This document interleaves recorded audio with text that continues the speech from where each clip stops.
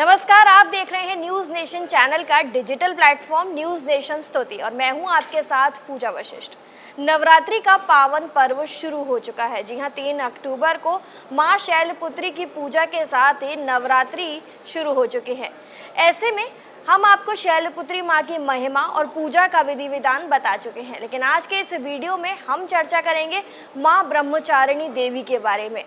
चर्चा करने के लिए हमारे साथ मौजूद हैं आचार्य हरि गोपाल शर्मा जी। राधे राधे। आपका बहुत बहुत स्वागत है।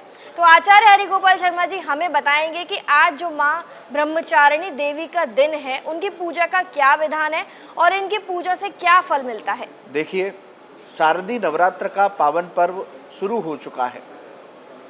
प्रकृति में एक अलग ही चेतना होती है, जन जन में एक अलग चेतना होती है। चारों ओर माँ के जयकारे होते हैं, भक्ति का आनंद होता है। पितृपक्ष के बाद आश्विन मास की प्रतिपदा से शुक्ल पक्ष की ये शारदीय नवरात्र शुरू होते हैं। शारदीय नवरात्र में माँ दुर्गा की आराधना की जाती है। नव दुर्गा की 9 शक्तियों की प्रत्येक 9 दिन अलग अलग साधना की जाती है। नवरात्र के पहले दिन माँ शैलपुत्री की पूजा होती है, तो दूसरे दिन माँ ब्रह्मचारिणी की पूजा होती है। माँ ब्रह्मचारिणी जैसा कि नाम से स्पष्ट है, ये देवी तप का आचरण करने वाली है। यदि इनकी कथा के बारे में बात की जाए तो जब माँ ब्रह्मचारिणी ने भगवान शिव को पति रूप में प्राप्त करने के लिए नारद जी के कहने पर कठोर तपस्या की, तो इनकी इस तपस्या को देखकर देवता भी आश्चर्यचकित हो गए थे। इतनी कठोर तपस्या की, हजारों वर्ष तक, और तपस्या से ब्रह्मा जी प्रसन्न हुए और उन्होंने वरदान दिया कि आप ब्रह्मचारिणी नाम से विख्यात होगी और आपको भगवान शिव ही वरण करेंगे, यानी कि आपका विवाह भगवान शिव के साथ ही होगा। तो माँ ब्रह्मचारिणी का स्वरूप बड़ा सौम्य है। ये एक हाथ में कमंडल लेकर के रहती हैं और एक हाथ में जप की माला है। इनकी साधना दूसरे दिन करने से साधक को तप, सिद्धियां, वैराग्य, मोक्ष सब कुछ प्राप्त होता है और उसका मन भक्ति में लगता है, यानी कि उसको भगवत भक्ति प्राप्त होती है। तो माँ ब्रह्मचारिणी जैसा सौम्य स्वरूप है, जिस तरह से जप की माला लिए हुए हैं, ये व्यक्ति को साधक बनाती है, भगवत भक्त बनाती है। तो इनकी उपासना करने से व्यक्ति में मन शांत होता है, उसको सुख, शांति और धैर्य की प्राप्ति होती है। ये माँ ब्रह्मचारिणी की उपासना हमें नवरात्र के दूसरे दिन विशेष रूप से करनी चाहिए। जी, तो आचार्य जी ने बताया कि दूसरा दिन माँ ब्रह्मचारिणी देवी का होता है और किस तरीके से हमें उनकी पूजा अर्चना करनी चाहिए। तो आचार्य जी, एक देवी की पूजा में सबसे महत्वपूर्ण होता है उनका भोग, कि हम ऐसा क्या भोग लगाएं और किस मंत्र का जाप करें जिससे हमारी पूजा भी सफल हो जाए और देवी माँ प्रसन्न हो जाए। देखिए, नवरात्र के दूसरे दिन हमने अपनी चौकी और कलश स्थापना कर ली है। हमें नवरात्र के प्रतिदिन स्वच्छ वस्त्र स्नान करने के बाद पूर्ण शुद्धता के साथ प्रतिदिन माँ देवी की उपासना करनी चाहिए। माँ ब्रह्मचारिणी की उपासना दूसरे दिन करनी है, उनका ध्यान करना है। पहले दिन आपने जिस तरह कलश की माँ दुर्गा की पूजा की, उसी तरह दूसरे दिन करनी है, यानी कि 9 नवरात्र में देवी की पूजा का विधान वही रहेगा। अब बात करते हैं भोग की।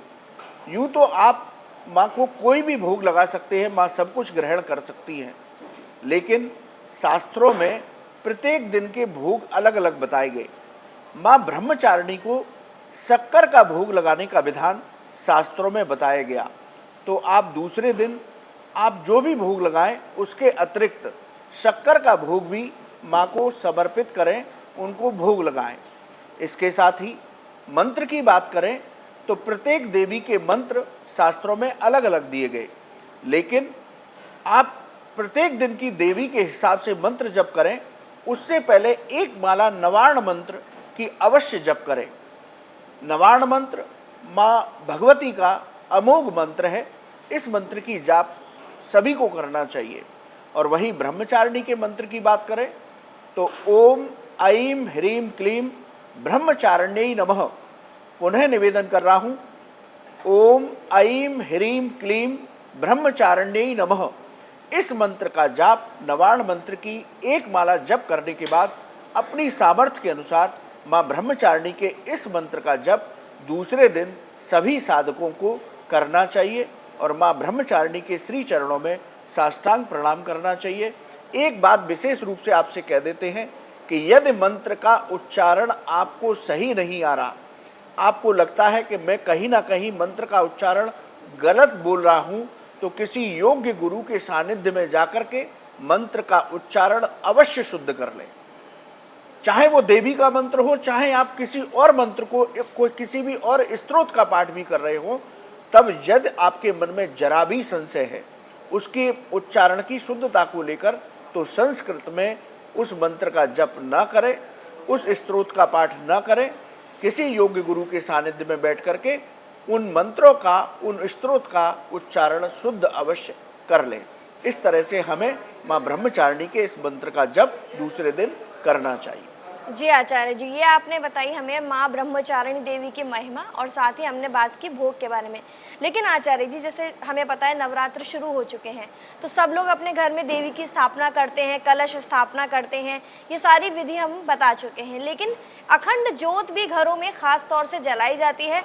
कई बार होता है कि अखंड ज्योत जला तो सब लेते हैं, लेकिन उसके नियम कायदे सावधानियाँ नहीं पता होती। तो मैं चाहूँगी आप हमारे दर्शकों को वो भी बताएं। पूजा जी, बहुत अच्छा सवाल किया। हम लोग अखंड ज्योत जलाते हैं।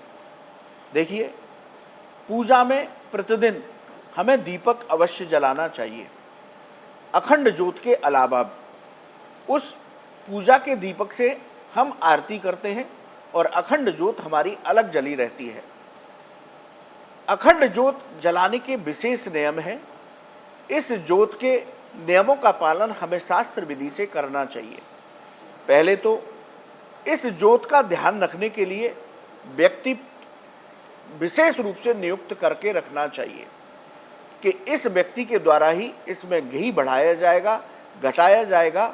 इस बात का आप विशेष ध्यान रखें और वो व्यक्ति पूर्ण स्वच्छता के साथ ही उस अखंड ज्योति का स्पर्श करे।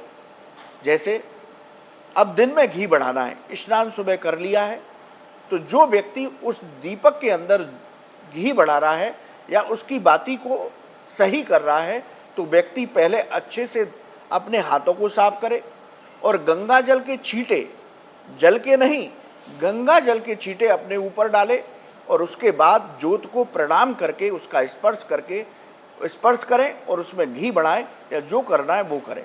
तो इस शुद्धता का विशेष ध्यान रखना है। दूसरा कि ये ज्योत कभी बुझनी नहीं चाहिए 9 दिन से पहले, ये विशेष ध्यान रखें। दूसरा, यदि आपने अपने घर में अखंड ज्योत जला रखी है तो घर को पूरी तरह बंद करके सारे परिजन ना एक साथ बाहर जाएं, यानी कि ऐसी स्थिति ना बने कि घर में आप ताला लगा करके जा रहे हैं। अखंड ज्योत जब जलती है तो घर को खाली नहीं छोड़ना चाहिए। इन सब बातों का विशेष ध्यान रखना है। अखंड ज्योत के प्रति शुद्धता का विशेष ध्यान रखना है। व्यक्ति स्पर्श करने से पहले उसकी अपने आप की शुद्धि अवश्य कर ले। आचार्य जी, हमने ये भी सुना है कि जो अखंड ज्योत जलाते हैं उन्हें जमीन पर सोना चाहिए, तो ऐसा भी कोई नियम है? देखिए, शास्त्र का नियम तो यही कहता है कि जो व्यक्ति व्रत रख करके, कोई भी व्रत हो, आप एकादशी का व्रत कर रहे हैं या कोई भी नवरात्र के व्रत कर रहे हैं, कोई भी व्रत करने वाले व्यक्ति को शास्त्रों में नियम ये बताया गया कि उसको दिन में शयन भी नहीं करना चाहिए, उसको रात्रि में शयन करने की आवश्यकता हो। वैसे तो रात्रि जागरण का पर्व है, लेकिन यदि रात्रि में शयन करना है तो उसको जमीन पर ही बिस्तर लगा करके सोना चाहिए। लेकिन आज की परिस्थितियां ऐसी हैं कि ये संभव नहीं हो पाता, तो इसका मन में संशय न रखें। तो आप सो सकते हैं और बिस्तर पर सो सकते हैं, लेकिन यदि कोशिश करें कि आप बिस्तर पर ना सोएं, जमीन में बिस्तर लगा करके सोएं, तो आपको दिव्य फलों की प्राप्ति होगी। क्योंकि शास्त्र ये कहते हैं व्रत का मतलब ही ये है कि हम संयम से रहें, अपनी इंद्रियों को वश में करके रहें और भगवान की आराधना करें। इस तरह से हमें इंद्रिय संयम का पर्व होता है व्रत। तो शास्त्र तो यही कहता है कि जो लोग अखंड ज्योत जला रहे हैं और जो व्रत रख रहे हैं वो जमीन पर सोएं तो उनको और अच्छे फलों की प्राप्ति होती है। जी, तो आचार्य जी ने बताई हमें नवाड़ मंत्र की महिमा। साथ ही जैसा कि सब जानते हैं नवरात्र शुरू हो गए हैं और आज हमने चर्चा की माँ ब्रह्मचारिणी देवी के बारे में कि उनकी महिमा क्या है और उनका पूजन अर्चन आपको किस तरीके से करना है। फिर भी अगर आपके मन में कोई सवाल है तो कमेंट सेक्शन में कमेंट करके पूछ सकते हैं। हमारे आचार्य जी आपके सभी प्रश्नों का जवाब जरूर देंगे।